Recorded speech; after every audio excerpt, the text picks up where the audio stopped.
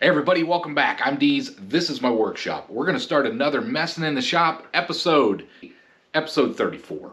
We're going to start this. This is shortly after my mill T-nut / mill vise key video. The first thing I'm going to do is get this thing trimmed in. I'm still waiting on comments from everybody from that last video. I've been thinking about it though. I wonder if maybe the T-slot itself compared to the tram of the head is actually 7 thou out. If you remember from that video or you happen to watch it, it was the best I could make it was 7 thou. These these vice keys are tight in that slot. I made them within 1 thou discrepancy or tolerance to that T slot, to the middle T slot. You can't move it because they're keys. It's keyed in. It won't move.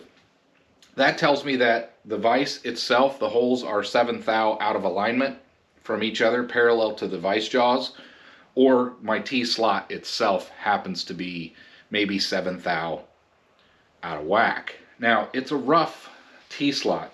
I think what I'm going to do, I'm going to bring you down here before we actually put the mill vise back on. That's what we're going to do, is kick off this video by putting the mill vise back on and trimming it.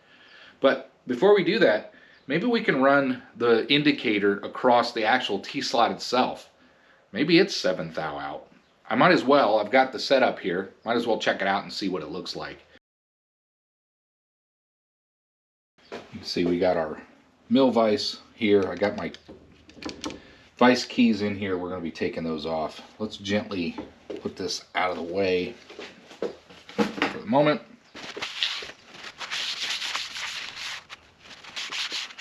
See if it is trimmed, because if this is 7 thou out, then that tells us, kind of tells us what's going on.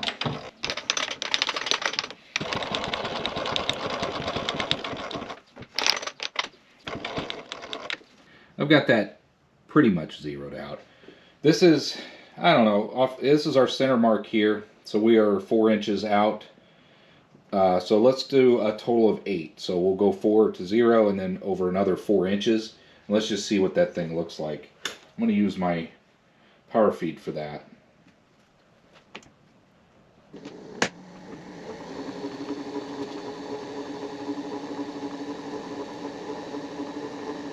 As you can see, it's not as smooth of a finish like it is on top where it's ground, because it's moving, but we've gone about 1 inch, and I mean, it's holding steady. This is good information. I'm glad I decided to do this. I thought maybe my table was out 7 thou. There's 1 inch, and we're still pretty much zeroed out. I'm going to speed this up a little bit.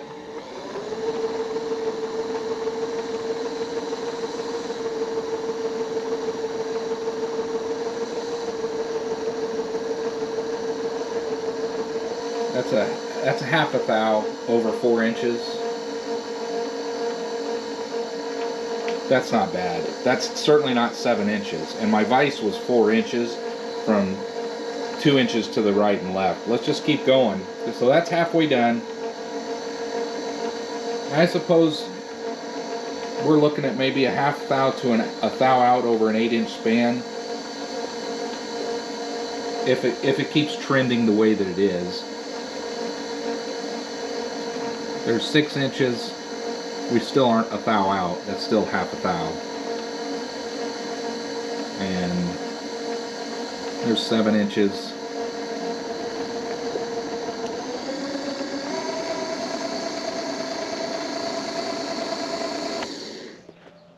Not a thou. Just, I'm going to call it a half a thou because of the discrepancy. This thing could have moved a little bit. This table is trimmed in. There's no way that I would want to mess with that. That T-slot is fine. This is really good information. I'm glad I did that. I think that the vise is my problem. At the end of the last video, I asked for everybody's opinions. Still curious to see what everybody has to say, but now this further points towards the vise itself being the source of my problems. Let's get on to mounting the vise back in here and getting it trimmed in. We want to get some oil underneath here. We don't want this thing rusting out.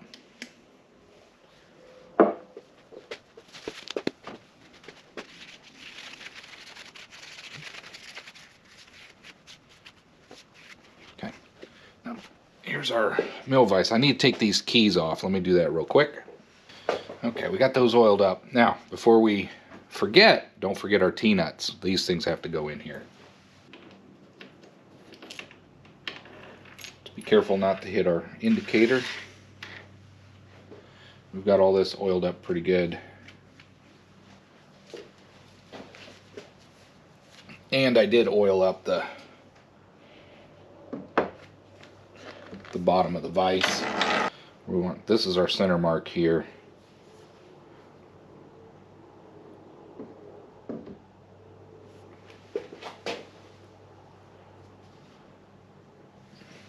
About like that.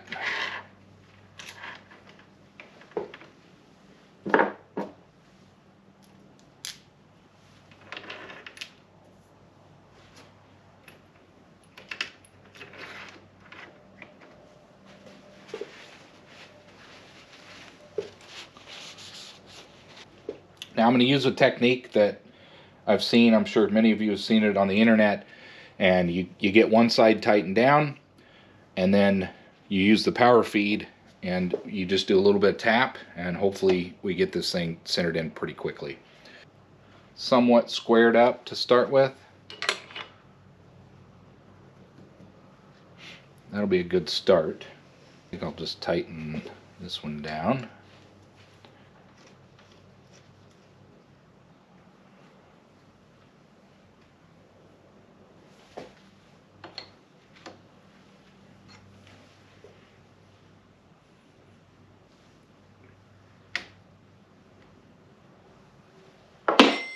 All right, let me bring you back down here and we'll use power feed and we'll see if we can get this thing trammed in quickly. So the idea of this is to get this, just tap it until the needle stops moving.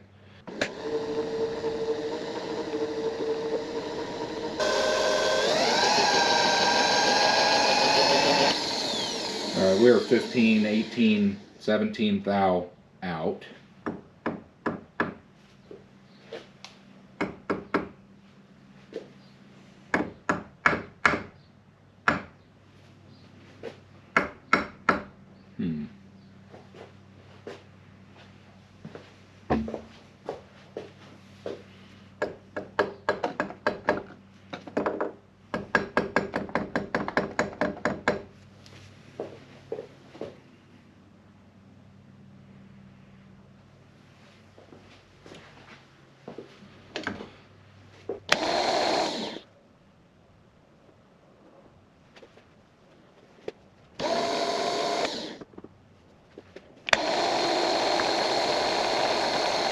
The trick was to just,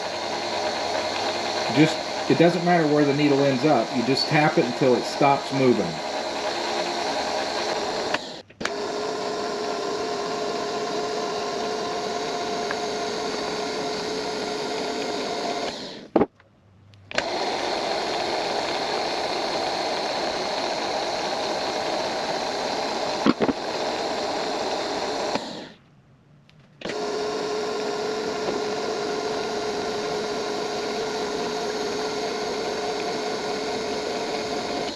This took me longer than a minute. I've seen some people do this really quickly on the internet, but I think the back jaw has a little tiny bit, maybe a half a thou bow in it. Let's see where we are.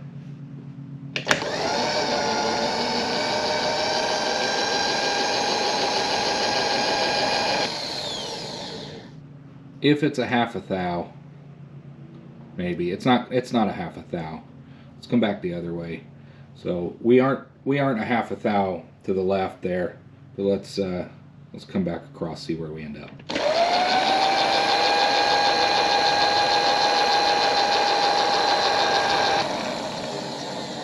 I think we're going to call that good enough over a 4-inch span. It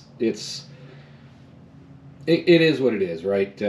I've been fiddling with it and tapping with it. If I give it another tap, I'll be 2 thou out. So we're going to call it. We are trammed back in. Everything's tightened down. Let's close out this section of messing in the shop and move on to that next task. Hey everybody, welcome back. I'm Deez, this is my workshop. Today we're going to get sidetracked off of the project that I'm currently working on, and that is to fix this ice cube bin again. We have a Whirlpool refrigerator in the house.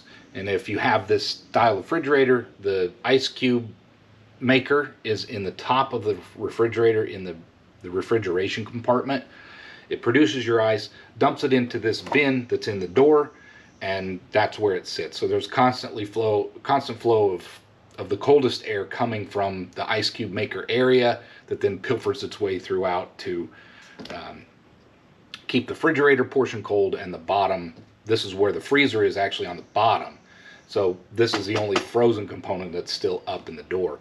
The problem is the design of this thing. It's kind of flimsy. It's pretty small, by the way, too. The ice cubes are small, but there's an inherent problem with this thing.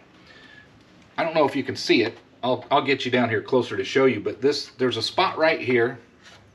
It's where the ice drops in, and this thing spins around to either crush the ice or just move it so it drops down through the door into your cup, through the ice dispenser. It puts pressure in this design. There's a weak spot, weak area right up in here, and it breaks a hole through the ice cube tray. It's just a bad design. They really need to have reinforcement ribs supporting this pressure point that's back here. Now, this is there's a chunk of it here. I've glued it in before and it's come loose. I think what I'm going to do is attempt to glue these pieces back in again using some super glue and get these things to dry as best they can. Some sort of piece of, I've got lots of plastics, lots of nylon, lots of that kind of stuff. I'm going to find a piece that's suitable that I can wedge in here and actually create support for these pieces. It'll probably crack and break again, but the OEM versions of these things are $200 or more for the actual Whirlpool. I did find that you can get these things for as low as $60, about $75 on Amazon as of May of 2026. But that's going to be subject to change because you know where these things come from, and the world is kind of crazy right now. Before we get on to moving you down here and showing you a little bit closer, for those curious, the model of refrigerator that I have is a WRF 736 SDAM14. That is a Whirlpool Gold Series upright refrigerator with 2 doors, and the freezer is on the bottom. The ice cube maker is in the door of the left side. The part number for this tray is W10347093. If you're curious, those are the numbers you can search for on the internets and find these components. But we're going to try to repair this before we just buy another one. If I need to turn any parts down, I can do that, but we need to get at least these pieces, because there's a little curved feature in this. I need to get this piece, this corner piece, back in here and glued in just to provide some support. Otherwise, what's going to happen is that's going to leave kind of a ridge where it's going to shave the ice more and more and more and cause issues down the line. So I need to see if I can piece all these little pieces back together and then get them glued in here. Show you a little bit here, but it's this piece here. You might be able to see it better this way. It's all busted out down in here and causes a problem, and you can see a weak point here. This is all busted out. I do have some of the original plastic pieces. We're going to try to glue those in there because there's a little bit of a curved feature, and there's a bottom portion down here. Hopefully you can see that. And we need to kind of fill this gap before we reinforce it on the back side. So I'm hoping to utilize these parts and get this kind of filled back in the way it should. Then I'm going to use some nylon or some other material that I have to reinforce this back here. Now you can see I tried, these were just some scrap pieces. I actually had this wedged in here. It clearly failed and allowed this thing to bust open again. First thing we want to do is see if we can reassemble this and glue this thing back together so we can fit it in there.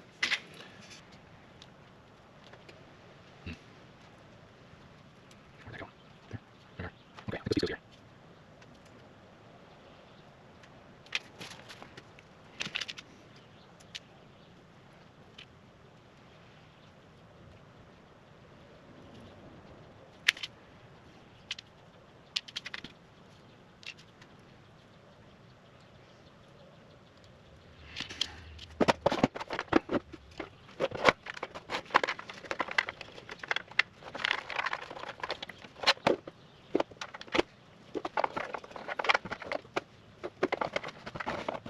See if we can gain more access to take this out.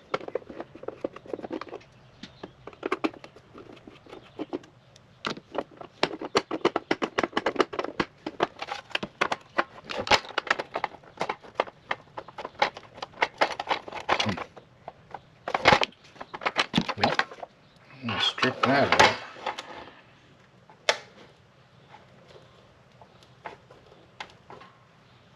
It was Loctited in. That's why. But that should come out of there now. And if we lift this up, it should come out of here.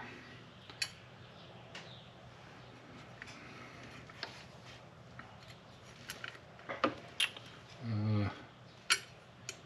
want to be careful.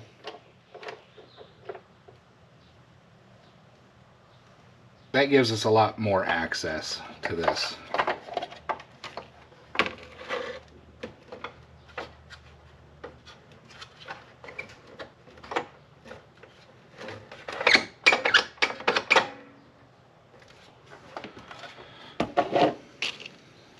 I don't know how well. I'm not going to be able to record this very well and actually get this in here. I don't think. It's got to be the way that it goes, though. I would think.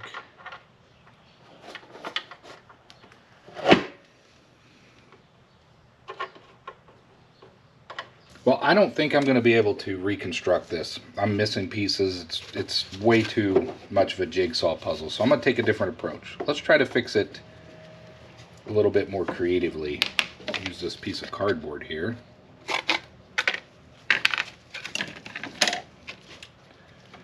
And I want a piece that's roughly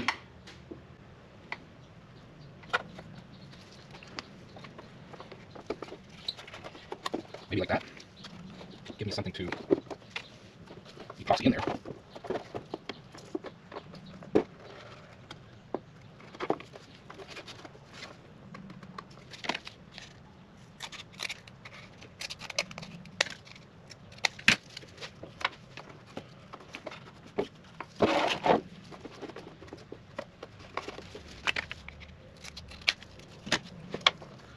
I think we're going to take this approach and try to find a thin piece of plastic that we can kind of bend and epoxy in here. So there's our template. Let's go see what kind of materials we have. Maybe we can form that out of something. I have this piece. This is too rigid. We don't need that thick. I'm going to see if I have something else that's not so rigid. Well, I don't know if this is going to work, but I have this piece of plexi. It's a little thicker than I would like, but I think if I'm able to get this in here, we got our little shape. I'm going to continue to dig around. I might be able to find like a plastic lid or something that's a little bit more flexible but rigid, and maybe we'll go with that. But my idea is to super glue it to the inside of this, and then I'm going to reinforce it on the back side with epoxy and either wedge these things back in there or come up with something else in order to give it some rigidity behind this thing. But my main goal is to keep the ice from catching on rough surfaces and causing issues later on. I think I'm going to try this piece first. We'll super glue this in there and reinforce the back as best we can.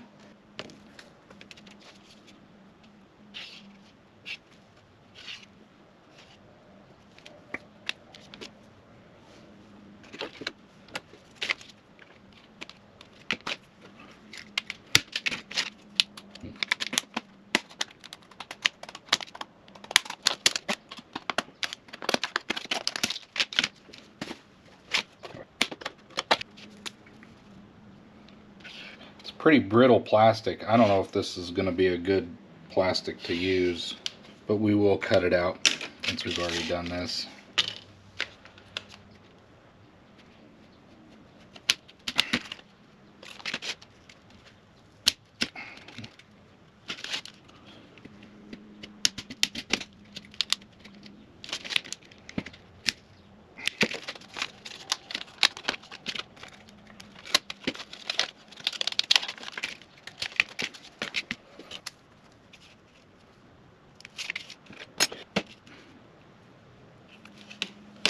Something like that. If we lightly score it, maybe it will bend and not crack.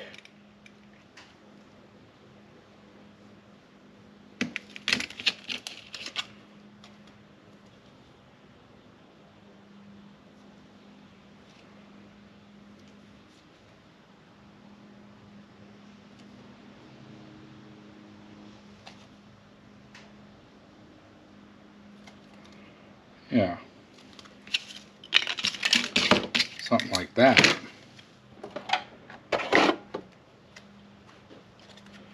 Maybe that will fit in here like that.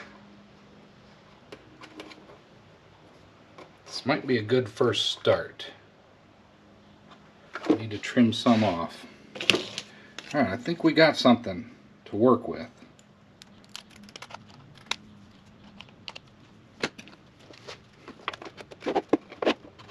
A little more off there.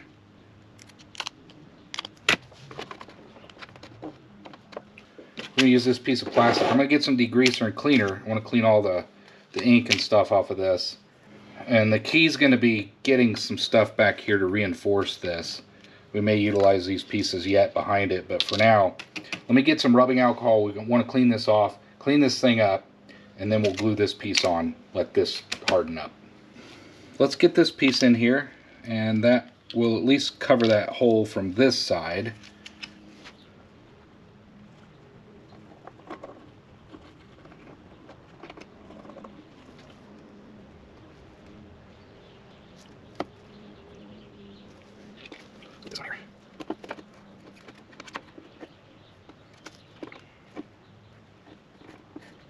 Well, this actually is gonna, I think, gonna work out pretty well.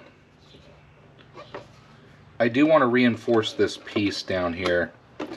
I may go ahead and put some epoxy in here. Before we get to that, I need to reinforce the back side of this. If you look in here, there's a gap, and I think what I might do is just throw a couple pieces of this on the back side of this with some glue, just to fill in that gap. And then my idea is to put this piece back in here with epoxy to hold that shape. The epoxy should really hold this all together, and I'm going to wipe some epoxy in on the bottom side of this as well. And we'll let that sit overnight. Hopefully it hardens up and we can reassemble this thing, clean it up and reassemble it. Let's get some sandpaper in here because we really want that epoxy to hold.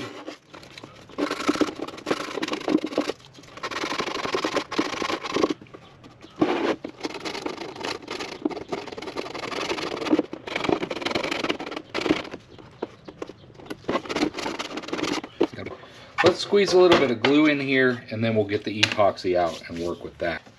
I think we got that. We got those two spacer pieces on there. I don't know if you can see it. It's really just going to provide support for that thin plastic.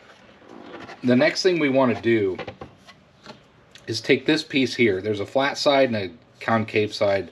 We want to get that back here to provide support where that ice is going to be moving around. And then we're going to use some epoxy and goob it down in there so that it dries and hardens. And then we're just going to try to build this up in layers to get this to stick and support the back side of this as best we can.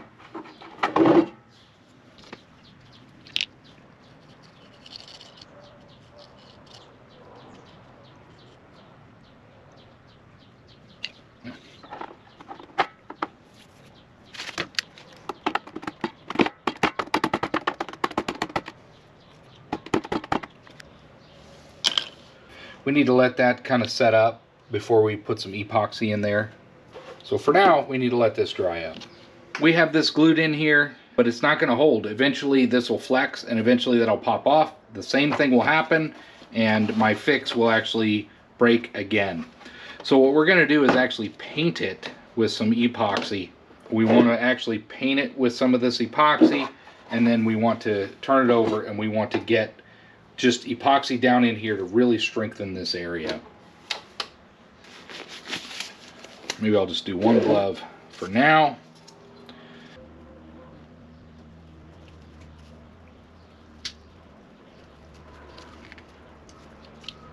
Put that on there.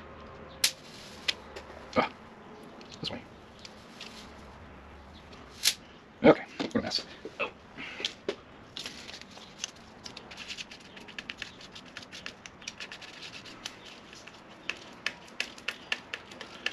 You can smell it heating up already. Some quick epoxy. That's all right. Let's get that in there. That's the whole point of this.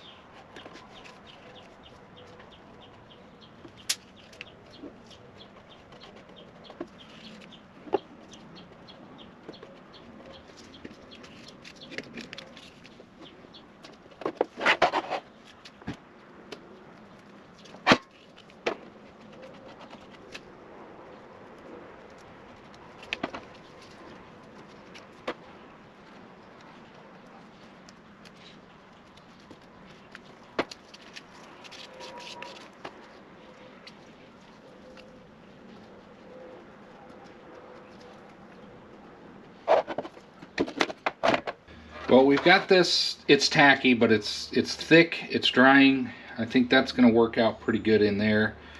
Let's go ahead and get some goobed in here because this needs to dry overnight. But I want to put a bunch of epoxy over on this side just to strengthen this whole corner up.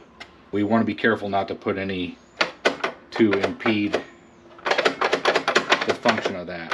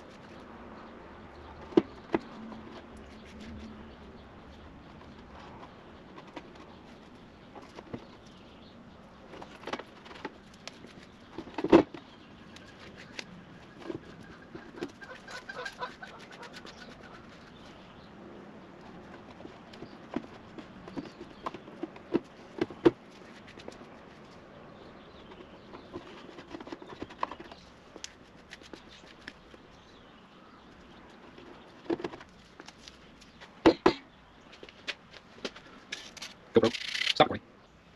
Well, this is still drying up. It's tacky, but I want to go ahead and assemble the parts and get those back in there, and I'm going to take this in and let it set up overnight.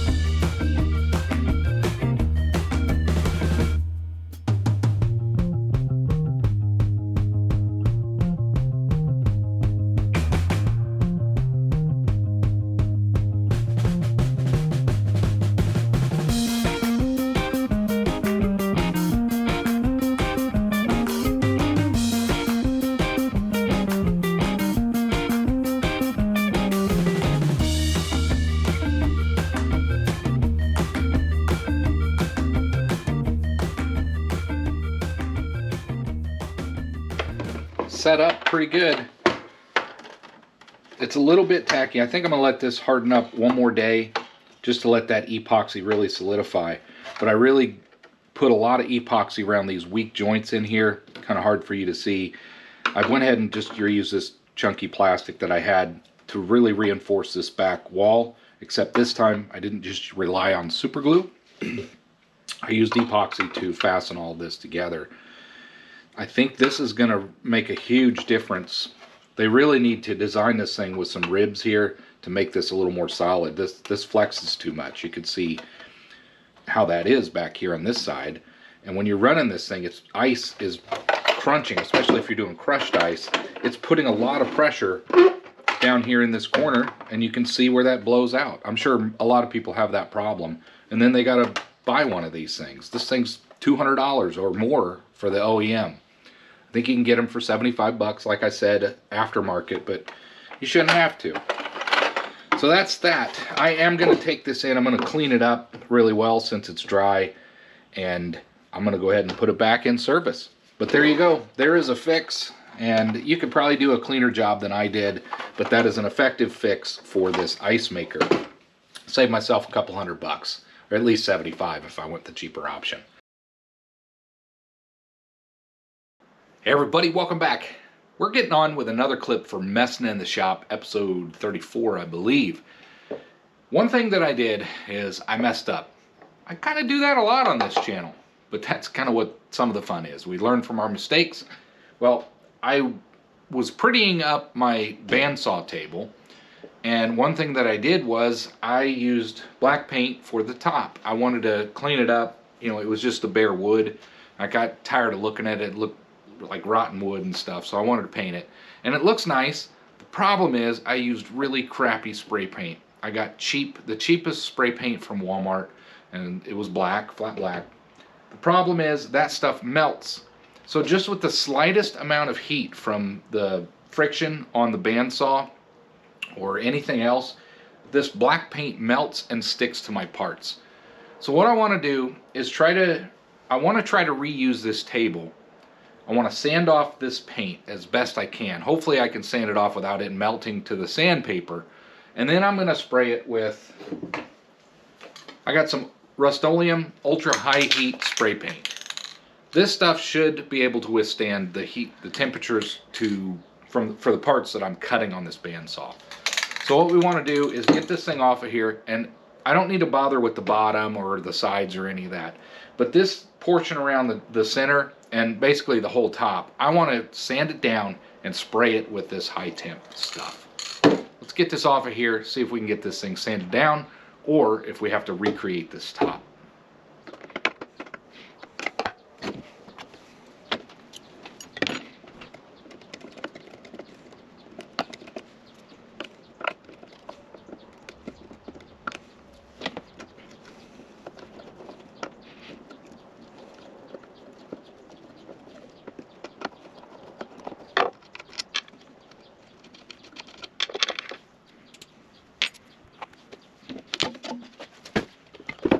Well, you can see we got that off of there. The paint's even melting on the bottom. It's really not, I should never have used that black paint. Learn from my mistake. Don't use crappy paint if you're using something in a high temp situation. Let's see if we can get this sanded down. Clean most of this off.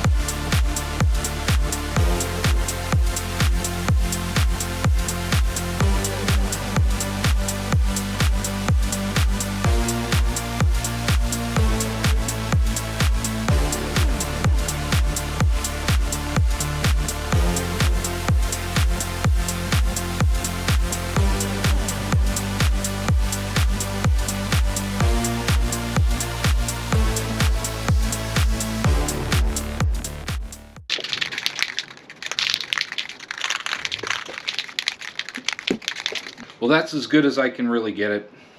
It's pretty close. If not, I have more wood. I can remake this thing.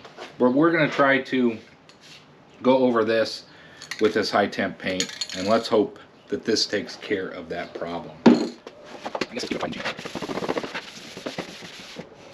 I hope this works, because I like the color of it. I just did not like how it was holding up. It would just melt.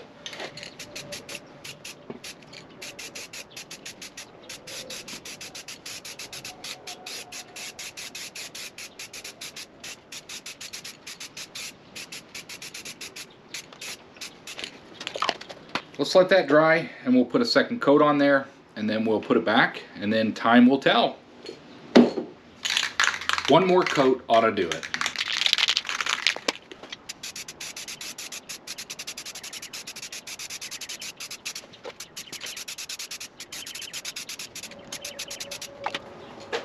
That's good enough. We're going to let that sit overnight or for a few days. I really kind of put it in heavy here in the middle where most of the heat is going to be.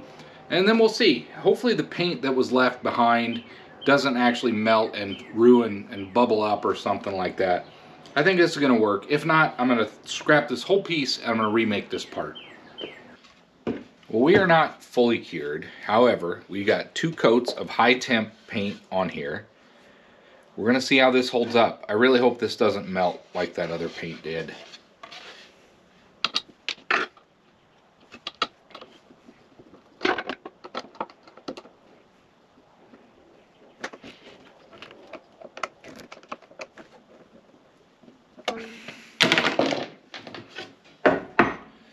Well, time will tell, but we are going to go with that. This is a high heat, high temp black paint. We're going to see how this goes with our next future projects and all the upcoming stuff that we're going to be cutting. Hopefully this paint does not bubble up and melt like it did before. I really don't want to have to recreate this tabletop, but I will if that doesn't work.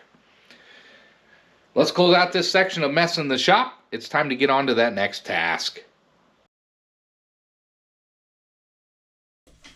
Let's start another clip for messing in the shop. Recently, I decided I was given this bottle for oil or whatever kind of application I want to use for oil and that sort of thing. And this Cool Tool bottle just makes a terrible mess. You end up wasting a lot of product. So I decided to put some in here, and it's actually really easy and convenient to applicate with this type of bottle that has the needle or the applicator. I put paint marker on there. I'm not happy that that's actually coming off.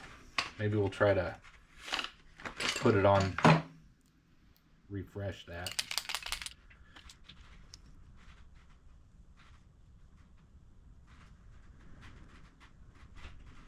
I mean, this is paint. That shouldn't come off of there, but regardless, I want to do the same for this drill hog. Now, why? This drill hog is really good stuff, but I'm losing and wasting more of this product by it falling over and leaking out of this crazy cap, this container. I have another one of these that was given to me a long time ago, and I had never used it. I thought it is time to use this.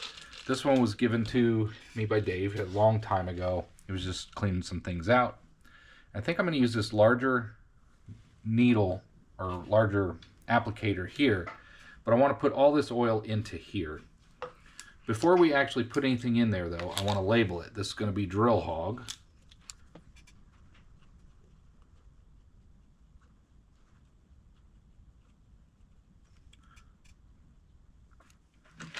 Hopefully that dries and doesn't just wipe off of there like the other one. I'm sure it will. Or these paint markers must not work really well with oils and stuff. Let's go ahead and squeeze as much as we can in here before we just start dumping it in. Honestly, that's going to take a while, and it's leaking out already.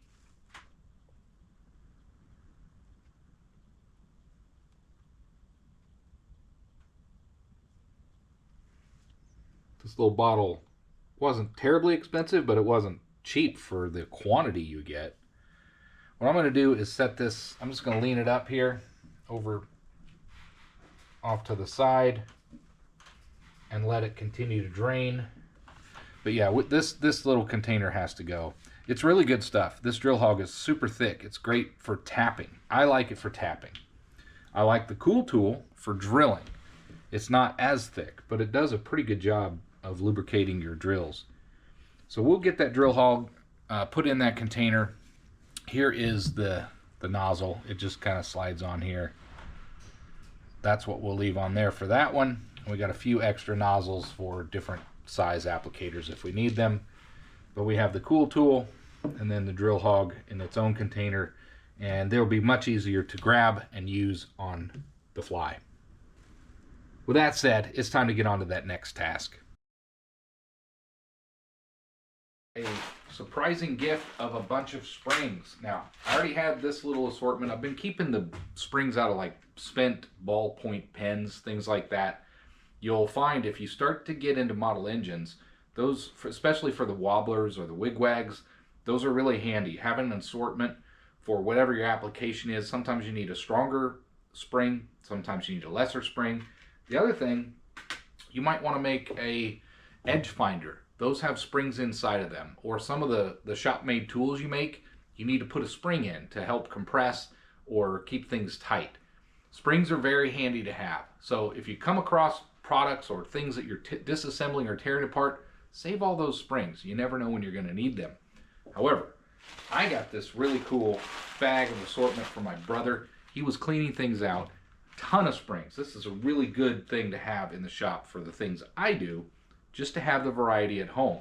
The problem is, it's a bag of springs.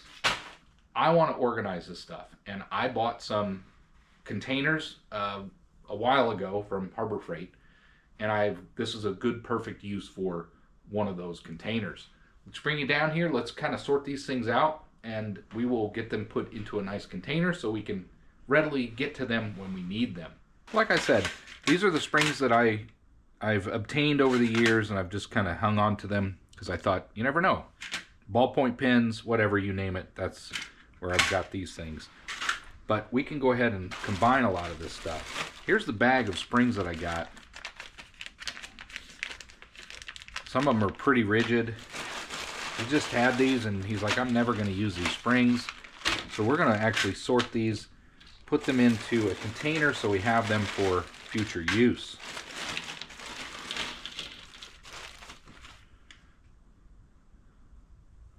See if we can kind of sort them out by type right now.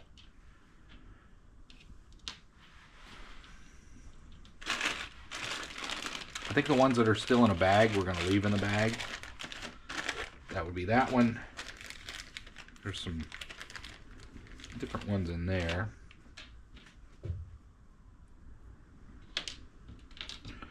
Here's some like-minded springs. These are all the same. These red ones and orange ones look pretty similar. Yellow ones, probably just different stiffnesses. Blue one, white one. We'll kind of leave those together. I only got so many compartments. This size is pretty good together. That's a pretty stiff spring. These are the same. Just kind of figure this out. This bag stay together. There's another one of those. Put these back over here. Keep those together. Keep those together. There's another one of these.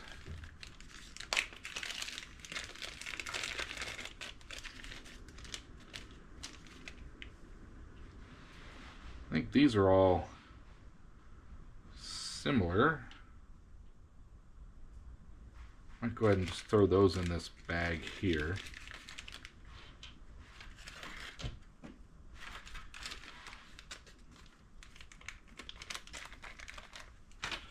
We've got some of these. Those are all the same. Leave those. And then these are a little different though. These are not, this might be like a kit for something. Like there's 2 different springs. I think we'll leave that like that. And then we have my assortment, and mine's pretty random. We've got some pretty hard springs there. I've got some little ones,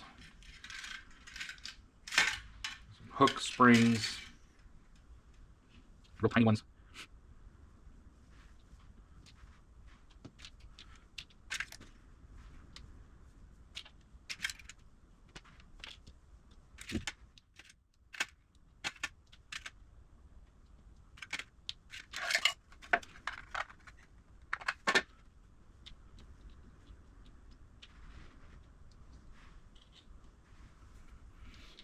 I think that's pretty good. I'm going to leave these in the bag. I think the idea, these are all similar, and obviously the colors mean some sort of hardness or grade, so to speak.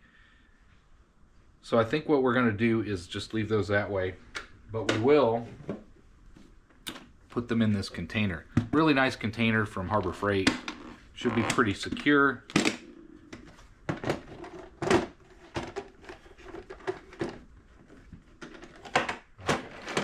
So we just need to figure out what kind of compartments we want to put in here with these things.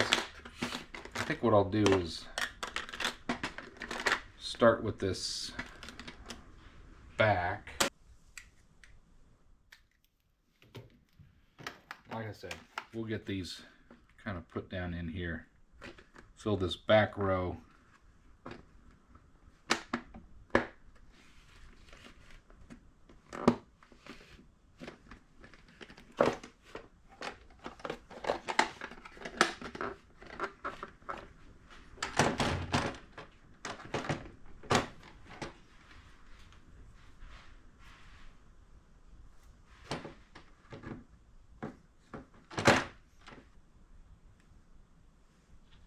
Kind of like these. They'll fit in here. A little bit harder ones here.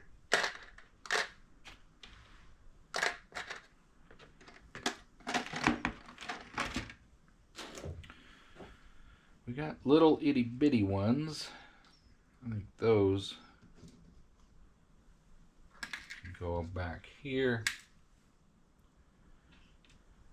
and kind of the ballpoint pen, smaller ones there. That one I think can go there. That one belongs there.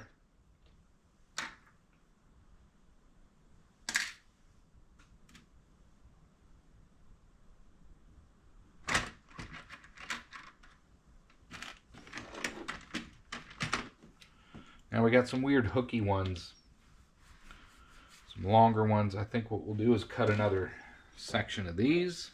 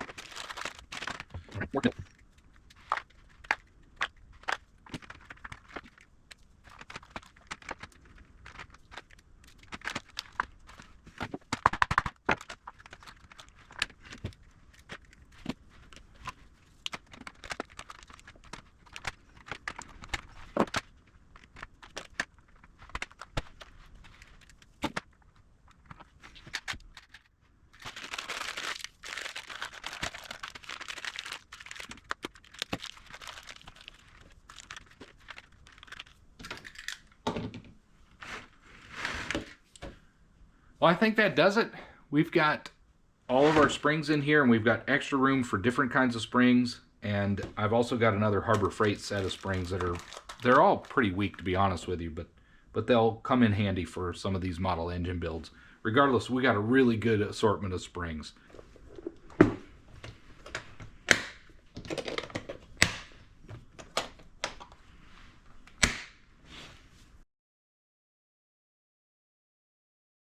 Hey everybody, welcome back. Let's get on to that next task. We're going to hot glue these T-nuts and the vise keys that I made. Even though the vise keys aren't working with this particular vise, they are machined to within 1/1000 of that middle T-slot. So I'm not going to toss them. I can use them for something. So I might as well hot glue them to kind of put a little rust prevention on them. Let's get these lights turned off just so you can see a little bit better. And we will get to hot gluing. There, maybe that'll work. And we'll do these one by one, and we'll toss them in the oil, and we'll get these things nice and rust proofed.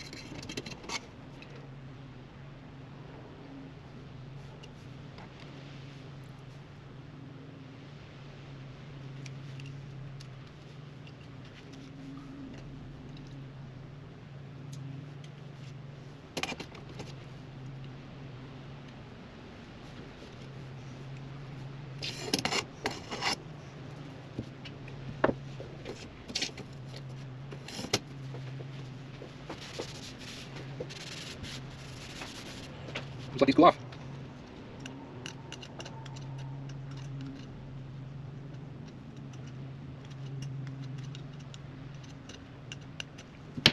These are all cooled down now. Oil's nice and cool. You can put that away. Get all this excess oil off of here.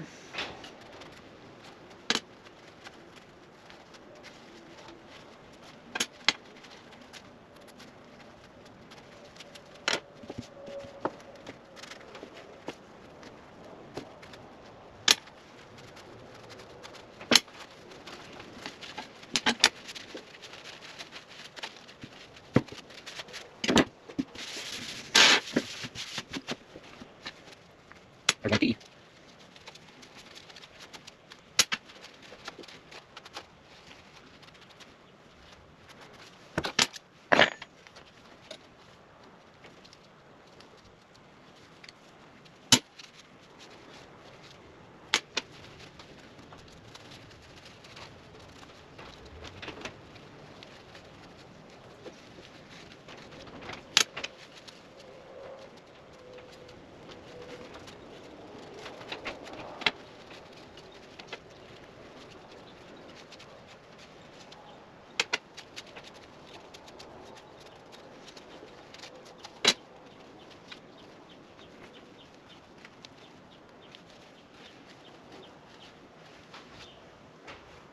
Good enough.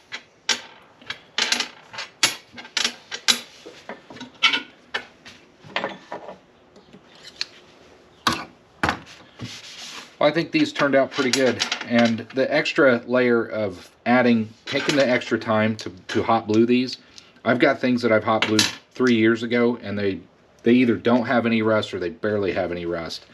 These, it really does really help with rust proofing. So if you have a safe place to do it, and you have a torch, and you got a metal container, don't use glass because it will break. I did that years ago. If you go back, there was a video I did. I was using a glass jar so you could actually see it, and it ended up being a really big piece of metal that I turned down, and I was hot bluing, and it cracked the glass. I anticipated it. I had it on a pan, and I figured it was going to make a mess. So it really wasn't that big a deal. I did it safely. However, I've since switched over to this metal container, and that keeps things from cracking and causing an issue. We have our 4 T-nuts hot blued, and we are going to keep these vise keys. The vise keys themselves, I don't think, are the problem. I think it's the vise. However, I'm not going to toss these things. I'm going to keep these. Might as well keep them from rusting as well. I think it's time that we move on to that next task. Well, it's time to get on to that next task, and this is going to be the final task for Messing in the Shop, episode 34. And I was out there looking. I don't know if many of you have noticed on Amazon, they have this thing called Amazon Haul.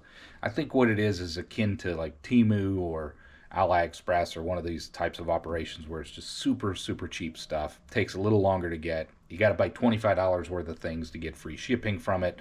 But the items in there it's junk, really. And I thought, I'm going to give it a shot. Let's see what Amazon Haul has to offer. I think I got everything shipped to me in the haul. So let's go ahead and see what we have.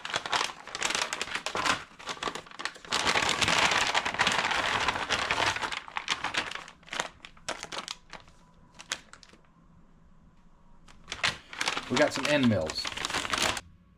These are 5 of the same. These were super cheap. Let me check the price. I'll tell you the prices of these things too for this particular video. So these are all the same end mills. I think these are supposed to be 1/8 inch end mills. There's 5 of them, and it was $3.99 for this pack. Let's go ahead and open one and see.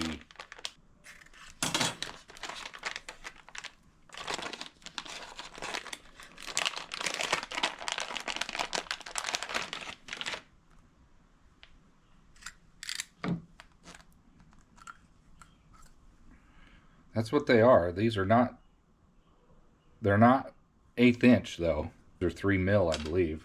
1.15, 1.16, 3. These are 3 mil. I'll bet 1/8 inch is close to 3 mil. 1.25 is what that says. So it's actually 1.8. So these are not 1/8 inch. I didn't order 3 mil. I ordered 1/8 inch, and the advertisement on the website showed that these were 1/8 inch. So Amazon Haul, sure, I've got a bunch of 3 mil small end mills for $3.99. Pretty much a bargain for that matter, but it isn't what I ordered. Be careful when you're ordering from Amazon Haul. So strike one, but the price is right. It's high-speed steel. I've got that stuff. It's going to be fine. And I saw them come up there really cheap. I thought, well, I'll pick up some of those. Let's see what else we got. Here's a package that came the other day.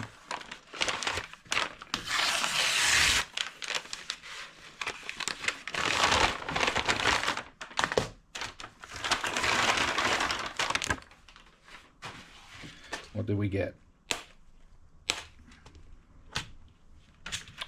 I got more springs. Now, I saw this, and this was super cheap. Let's see how much was this. Okay, this box of spring was $6.38. Again, these are the sizes that you're going to use commonly with making model engines and things like that. They're good strength. There's variety of sizes in here. Overall, I thought this was a pretty good pickup, and I'll have more springs than I'm ever going to need for future projects. $6.38 for that. That thing was $3.99. So between these two things, I think it was around 10, 11 bucks. According to Amazon, it says these things are going to arrive in a week, but let's just see what we have in this package.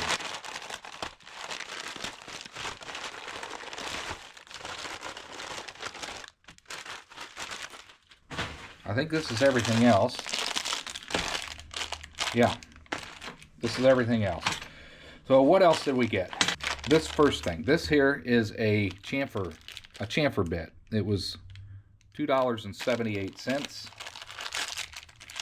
You put that in a drill and you can put some round pipe in there and you just spin that around and it chamfers the end. It's pretty cheaply made, but again, this was less than $3. We got 2 packs of these. What are these? Now these are drill bit stops. And these were also $2.78. You basically find the closest size, you put this collar up over your drill bit and you crank it down with the Allen, and that way when you're drilling holes or whatever, it stops. So I bought 2 of these. I'm going to give one of these to my brother. He could use a set of those, I think. So that is the next thing we got. Remember, everything's $25. Let's check this thing out. Screw extractors. I've seen these before, and I thought for the price of these were $3.63. Pretty good bargain, I think, if they work. I don't know if these things will work, but I thought there could be a use case where these might come in handy. And again, for the price, I was just trying to fill my cart with $25 worth of things. This is a set that I don't have, and I thought maybe that'll come in handy someday. So screw extractor set, and then finally off the haul. This thing's much smaller than I thought it would be, but it's a 3D square. Actually not made too bad. So what it does is kind of goes together. Probably one way or the other here. It goes like that. So it's a 3D square, so you have multiple variations on how you can configure this thing for what you're working on. It's actually made pretty well. I don't know if it's accuracy, we'll check that out. But it is all in millimeter, there's no inches on this thing. That's okay. But this thing was $4. So all in all, everything was $25, free shipping. That's what you get. You're gonna get Temu type quality of stuff from this Amazon haul. But there you go. That's the kind of stuff you should expect to get off of Amazon haul. I hope you enjoyed. We are gonna close out this episode of Messing in the Shop, episode 34. I hope you enjoyed, and I hope to see you on the next one. Thanks for watching, everybody.